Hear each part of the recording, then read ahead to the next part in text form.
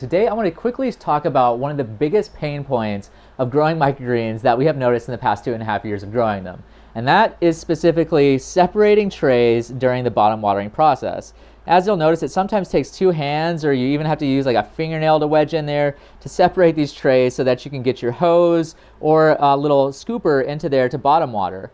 So I wanted to create a solution to this, and that is why I would like to introduce to you guys the tray clip. This is something that we manufacture in-house and designed in-house and everything, and all it does is it clips easily onto the side of your trays so that you can easily use one hand, and it frees up your other hand to allow for faster and easier bottom watering into your microgreen trays. So be sure to get yours while supplies last at www.onthegrow.net.